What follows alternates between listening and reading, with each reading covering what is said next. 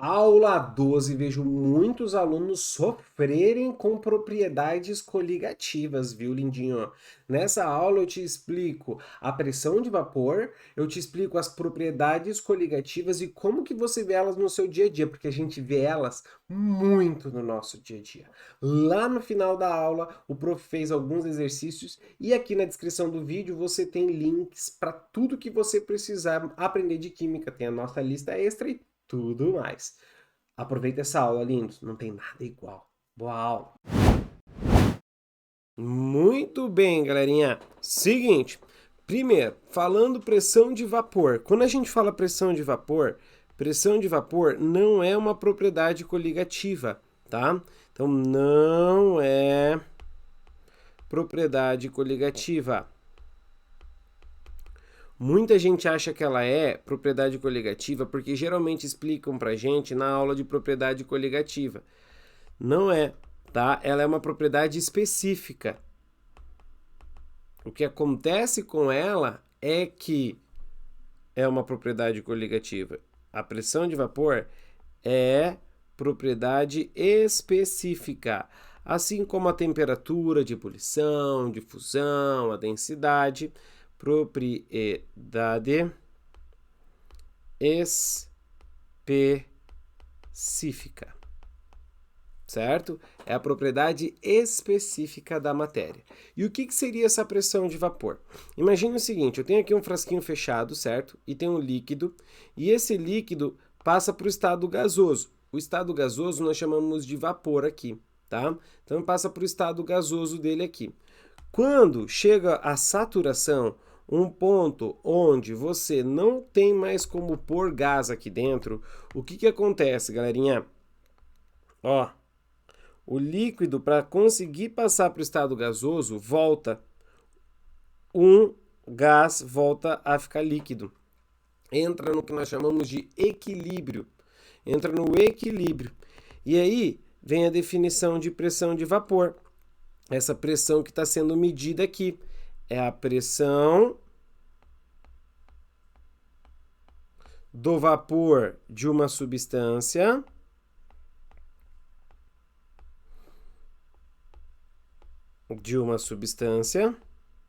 quando em equilíbrio com o seu líquido. E a ideia, lindinhos, com sua fase líquida. A ideia é o seguinte, tá? Quanto mais vapor esse líquido produza, maior vai ser a pressão medida aqui, porque mais vapor, maior pressão. E isso a gente dá um nome para quando um líquido forma muito vapor, forma vapor facilmente. É volátil. Então, quanto maior for a pressão de vapor, mais volátil vai ser, maior volatilidade, mais volátil. E aí a importância da aula 12 da Química 1, da frente 1. Por quê? Se ele é volátil, quer dizer que a força com que as molequinhas estão se segurando é menor. Então, olha a importância de você assistir a Química 1 antes da Química 2. Menor vai ser a força intermolecular. Intermolecular entre essas molequinhas do líquido. Então ele passa mais facilmente para o estado gasoso. Então entenda isso, que você vai ver que facilita muito, muito na sua interpretação, tá? Facilita muito a sua interpretação. Beleza, povo lindo, ó. Agora, imagina que o prof começa a esquentar aqui, ó. O que vai acontecer? Vou aumentar a temperatura, as molequinhas vão se agitar mais, se agitar mais, se agitar mais. E aí passou para o estado gasoso. Então, quanto maior a temperatura, mais vai passar para o estado gasoso, maior vai ser a nossa pressão de vapor. Então, a pressão de vapor, ela é uma propriedade específica que ela depende da temperatura e de quem é a substância. Então, se eu mudo a temperatura, muda a pressão de vapor. Se eu mudo a substância, muda a pressão de vapor. Então tem um gráfico aqui que eu acho que é importante a gente tomar conhecimento dele, tá? Então, ó, é o gráfico pressão de vapor pela temperatura. Muito bem, temperatura em graus Celsius, pressão de vapor ATM. Beleza? Show! Olha só que legal. Você tem aqui, ó, a substância A e a substância B. Substância A e a substância B. Perceba que não importa qual temperatura a gente pegue, o A está sempre acima. Essa substância A está sempre com maior pressão de vapor. Então, uma dica, toda vez que você for fazer um exercício, pega lá, ó, mais volátil vai ser quem? Aquele que está mais acima, mais à esquerda, tem a maior pressão de vapor. Se eu deixar um frasco aberto com água e álcool, responde aí, quem vai evaporar primeiro? Se eu pegar um frasco com água e o outro com álcool, água e etanol, quem evapora primeiro? O etanol. Você concorda comigo? O etanol vai evaporar primeiro? Muito bem. Se o etanol evapora primeiro, ele passa facilmente para o estado gasoso. Então, se ele passa facilmente para o estado gasoso, quer dizer que ele tem uma maior pressão de vapor. Então, o etanol, que é o álcool, seria a substância A, e a água seria a substância o quê? B. Perceba, essa interação, essa relação é importante você anotar. Show? Boa. E a pressão de vapor tem uma relação direta com a temperatura de ebulição. Você respondeu a pergunta para o prof. Quem evapora mais rápido? O álcool. Se eu botar ferver, quem ferve mais rápido? O álcool. O álcool vai ferver mais rápido, ele vai perder, ele vai passar para o estado gasoso mais rapidamente. Tem uma relação entre a temperatura de ebulição e a pressão de vapor. Quanto maior for a pressão de vapor, menor é a temperatura de ebulição. Menor vai ser a nossa temperatura de ebulição. Cuidado para não confundir temperatura de ebulição com temperatura. Temperatura é uma faixa de agitação. Temperatura de ebulição é um ponto. Inclusive, vou até colocar aqui, ó, um post-it para a gente, tá? O que é a temperatura de ebulição? Temp de ebulição. Temperatura de ebulição. É ponto da temperatura. Então, é um ponto desse nosso gráfico em que a pressão de vapor do líquido fica igual à pressão atmosférica. Se a tua pressão atmosférica é grande, a nossa pressão de vapor precisa subir mais. Então, a temperatura de ebulição fica maior. Certo? Então, cuidado. Temperatura de ebulição é o ponto em que a temperatura se iguala, a pressão de vapor, perdão, se iguala à pressão atmosférica. Por isso que quanto maior a pressão atmosférica, maior a temperatura de ebulição. Por quê? Porque maior precisa ser a pressão de vapor, e quanto maior a pressão de vapor, maior a temperatura. Ou maior a temperatura, maior a pressão de vapor. Agora, se o líquido já tem uma pressão de vapor grande, ela não precisa de tanta temperatura assim. Beleza? Então anota isso, por favor, aí nas suas anotações. Inclusive, galera, vou até fazer um exemplo aqui. Eu sempre faço esse exemplo, tá? Para poder tirar todas as dúvidas. Então imagina assim, ó, aqui está nível do mar, tá? Aqui está o mar. Então aqui está uma cidade mais alta, certo? Tem uma cidade mais alta. Vamos colocar aqui, nessa cidade mais alta, um pote com água a 20 graus Celsius. E aqui embaixo, no nível do mar, também, um copo com água, igual quantidade de água, é a mesma água e também a 20 graus Celsius. Certo? Galera, olha que pegadinha. Quer ver? Responde aí com você mesmo. Aonde a pressão de vapor da água é maior? Em nenhum lugar. Como assim, prof? A pressão de vapor, ela depende de quem é a substância e da temperatura. Como é a mesma substância e é a mesma temperatura, a pressão de vapor vai ser a mesma.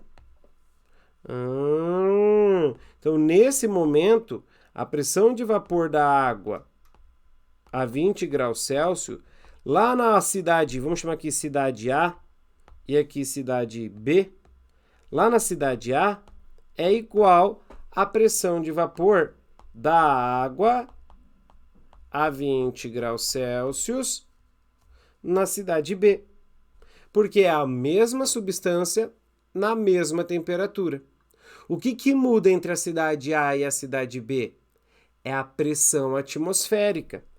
A pressão atmosférica na cidade A, como ela está mais alta, é menor que a pressão atmosférica na cidade B. Tem uma coluna de ar menor, então a pressão é menor. Como a pressão atmosférica é menor, para que a gente chegue na ebulição, a gente tem uma temperatura de ebulição menor. Então a temperatura de ebulição na cidade A para a água é menor que a temperatura de ebulição para a cidade B. Então, se você que está assistindo essa aula agora mora a nível do mar, você tem aí mais dificuldade para ebulir a água do que quem mora em uma cidade mais alta, fora do nível do mar. Beleza? Isso é pressão de vapor. Essa é a pressão de vapor. E isso não é uma propriedade coligativa. O que são as propriedades coligativas? As propriedades coligativas vão ser mudanças nas propriedades, tá? Propriedades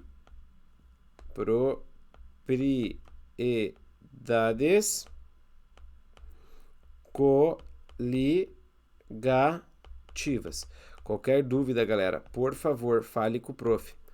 Propriedades coligativas são mudanças nas propriedades, do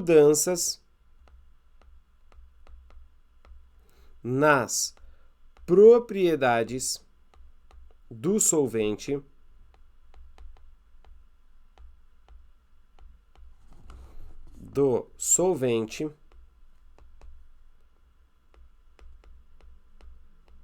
quando um soluto não volátil é adicionado. Quando um soluto não volátil é adicionado.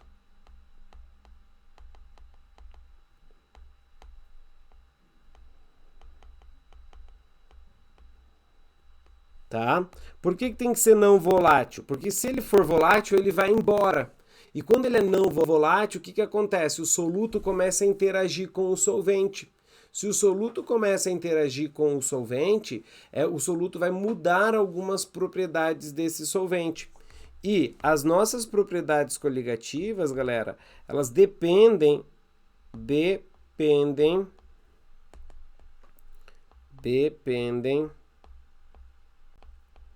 da quantidade de partículas de soluto.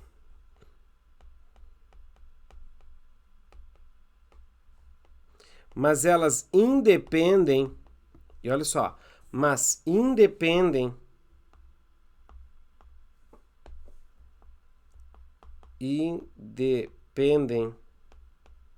da natureza.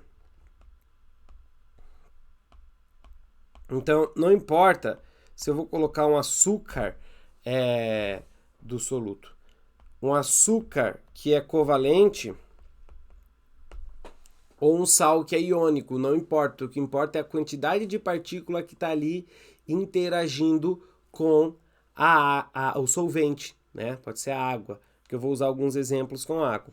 São 4, tá? Nessa primeira aula, nós vamos fazer uma análise qualitativa. Na próxima aula, a gente vai fazer uma análise quantitativa, tá?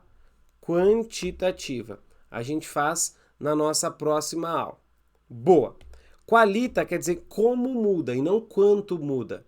Qualitativa. Então, primeiro, vamos lá. Primeiro, é a tonoscopia.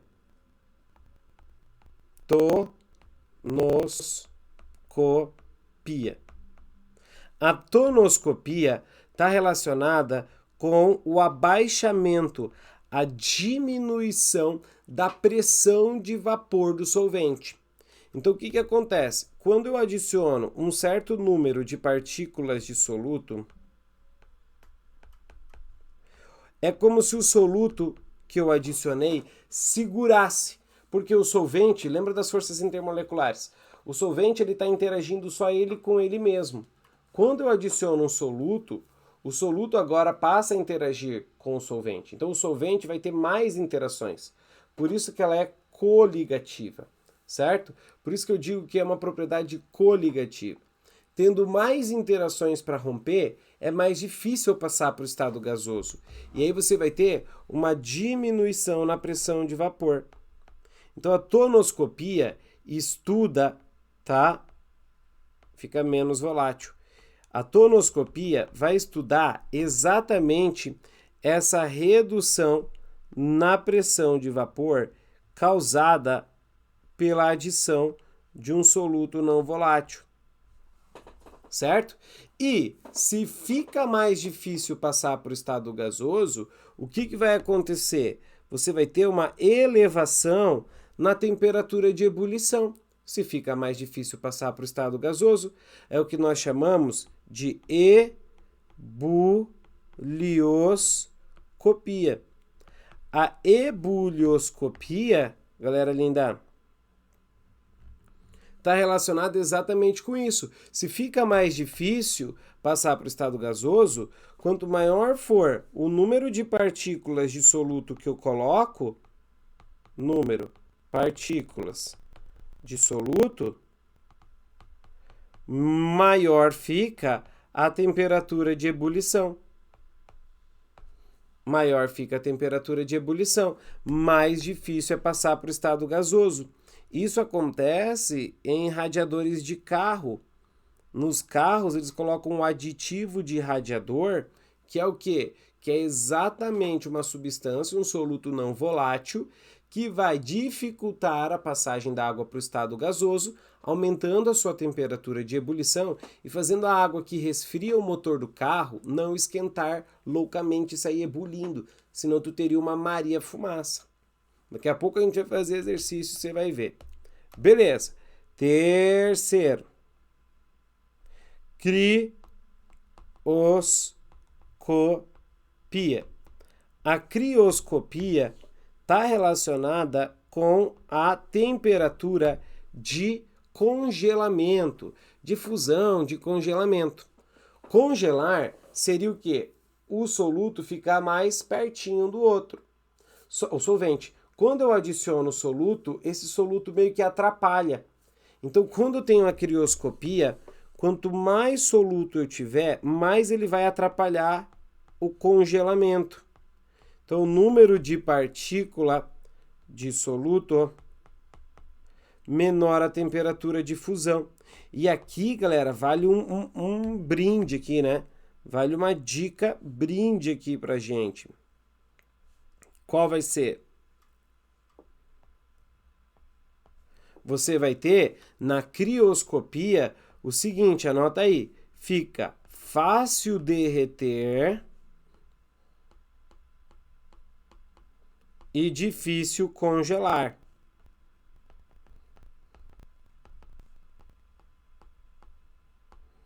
Tá? Então a gente está fazendo uma análise como muda.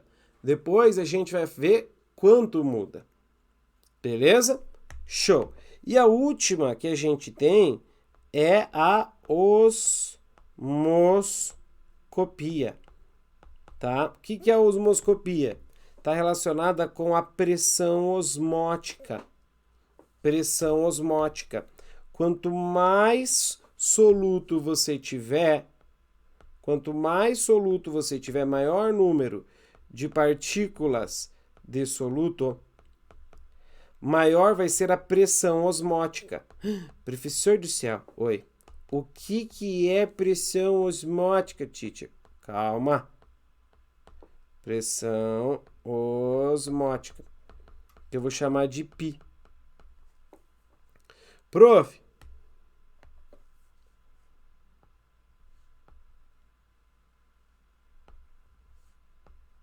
o que é pressão osmótica? Pressão osmótica, galera, é a pressão, vou fazer aqui em azul, ó, é a pressão necessária para evitar a osmose. Pressão para evitar a osmose. E o que é a osmose? A osmose é a passagem do solvente do meio menos concentrado para o meio mais concentrado. Então você tem aqui, ó, um frasquinho. Nós temos lá a nossa membrana semipermeável, certo? Nós temos a nossa membrana. Aqui, do lado esquerdo, vamos colocar o meio hipotônico, que é o menos concentrado. E lá do outro lado, o meio hipertônico. Hipertônico, que é o mais concentrado. Certo? O que acontece? O solvente tende a passar do meio menos concentrado para o meio mais concentrado. E aí, isso é osmose. Se você quiser impedir a osmose de acontecer, você tem que fazer uma pressão π, que semana que vem, na próxima aula, nós vemos como calcular, certo? Na próxima aula eu te mostro como calcular. Então, o que é importante você guardar? Como varia, qualitativo. Bora lá fazer exercício que eu te mostro como é que funciona. Então, bora lá, galera, resolver os exercícios dessa nossa aula. É o seguinte: em um cilindro de aço de capacidade máxima de 4 litros, previamente evacuado, munido de um êmbolo móvel, coloca-se 1 litro de água pura. Uma vez atingindo o equilíbrio, a uma dada temperatura, a pressão de vapor de água é registrada no manômetro instalado no cilindro. Relativamente às preposições. Vamos lá. 1. A pressão de vapor da água pura não depende da quantidade de vapor entre a superfície líquida e as paredes do êmbolo móvel. Então, olha só, se eu tivesse aqui aquele desenho líquido, aqui o gasoso que a gente fez na aula teórica, certo? O que acontece aqui, galera linda? A gente vai ter o seguinte, uma quantidade de gás entre a superfície do líquido e a parede do êmbolo. Só que a pressão de vapor, ela não depende disso, tá? Então, essa alternativa é verdadeira. A nossa pressão de vapor vai depender da temperatura e de quem é a substância.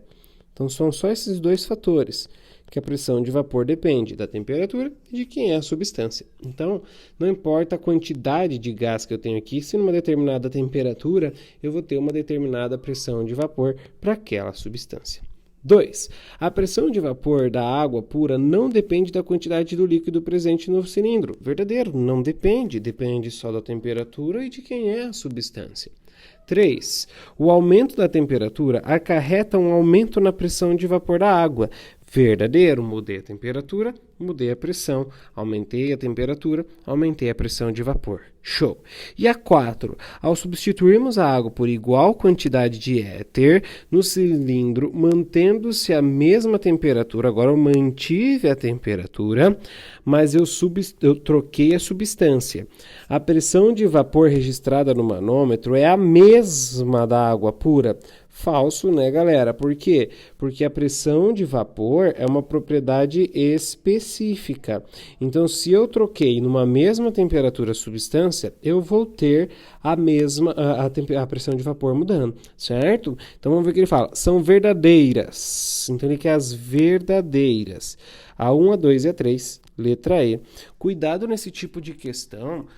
Veja, ou você vê antes se ele quer as verdadeiras e falsas e jogue com as alternativas, ou então vai marcando V e F e quando for procurar as alternativas, veja se ele quer... Quando você for procurar as alternativas, veja se ele quer as verdadeiras ou falsas. Se você for de cara fazer isso, tipo, essa é verdadeira, risca, essa é verdadeira, risca, às vezes ele vai pedir a falsa e você riscou aquelas que eram respostas certas, beleza? Então, cuidado com essa técnica aí. Legal. 02, fala assim, ó.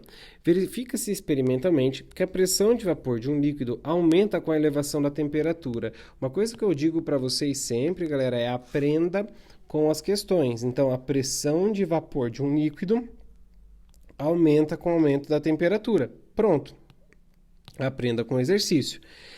E que na temperatura de ebulição seu valor é máximo, que eles chamam de máxima pressão de vapor, que é a pressão de vapor igual à pressão atmosférica, beleza? A 100 graus Celsius, a pressão máxima de vapor da água é de 1 atmosfera, porque a temperatura de ebulição da água a 1 atm é de 100 graus Celsius. E nessa temperatura a água pura entra em ebulição, conforme a ilustração a seguir. Legal. Aí fala assim, numa cidade cuja altitude é superior à do nível do mar. Galera, se a altitude é superior ao nível do mar, significa que a pressão atmosférica é menor que 1 atm. Então, se eu tiver em qualquer ponto aqui, ó, menor que 1 atm, o que acontece com a temperatura de ebulição? Fica menor do que 100. Então, vamos ver o que ele fala. A temperatura de ebulição da água pura é menor que 100, verdadeiro, porque a pressão atmosférica é menor, verdadeira. 02, maior, falsa. 04, menor de 100 graus Celsius, porque a pressão atmosférica é maior, nada a ver. Maior que 100 graus Celsius, porque a pressão atmosférica, nada a ver. E a 16, igual a 100 graus Celsius, porque a fórmula da água não se altera, seja qual for a temperatura ou pressão. Meu Deus, nada a ver. Show? Então, só 01 é verdadeira aqui nessa questão. Mas rabiscou ali, ó, grifou o que é importante para você aprender com a questão. Show! 03, diz assim... essa questão aqui, galera, quando você lê, você já sabe do que se trata. Uma célula vegetal normal, ao ser colocada numa solução salina concentrada, começa a murchar. Sobre esse fenômeno, é correto afirmar que toda vez que você coloca uma célula vegetal numa solução salina, ela começa a murchar. Do que ele está falando aqui? Osmose, né? Então ele fala, há um fluxo do solvente do exterior para o interior da célula. Se a célula está murchando, ela está perdendo água. Então você tem a célula, está saindo solvente de dentro para fora. Então o solvente sai da célula. Solvente, isso que eu fiz um círculo é a célula. Então está saindo para o ambiente. Falsa. B. A célula vegetal encontra-se no meio hipotônico em relação à sua própria concentração salina. A célula vegetal está no meio hipotônico. Não, quem está em volta dele, se o solvente está indo para o meio, quer dizer que o meio está hipertônico à célula. C. Há um fluxo de solvente do interior da célula para a solução salina. Aí sim, ó, verdadeira. Certo? Por isso que a célula vai murchar. Tranquilo? Boa, mas a gente aprende com a falsidade das falcianes. Aqui eu risquei hipo, é hipertônica. Beleza, vamos lá, letra D. Ele fala o seguinte, quanto maior for a concentração da solução salina externa, menor será o fluxo do solvente da célula para o meio. Falso, né, galera? Quanto maior for a concentração de solução salina, maior será o fluxo. Aprenda com a falsidade das falcianes. Letra E. A célula vegetal possui uma membrana semipermeável que permite a entrada de sal fazendo murchar. A membrana semipermeável nunca é o soluto, é ao solvente. Beleza? O Enem já cobrou uma pegadinha dessa. É o solvente que passa pela membrana. Legal. E a nossa última questão, uma questão bem bacana, bem interessante, que diz assim, ó. Estudos comprovam que o Mar Morto vem perdendo a água há milhares de anos e que esse processo pode ser acelerado com o aquecimento global, podendo inclusive secar em algumas décadas. Com relação a esse processo de perda de água, foram feitas as seguintes afirmações. 1. A concentração de NaCl irá diminuir na mesma proporção da perda de água. Galera, a água é o nosso solvente, certo?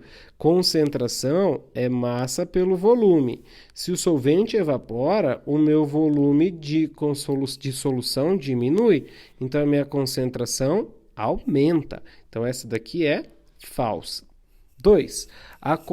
A condutividade da água aumenta gradativamente ao longo do processo. Essa é verdadeira, galera. Por que ela é verdadeira?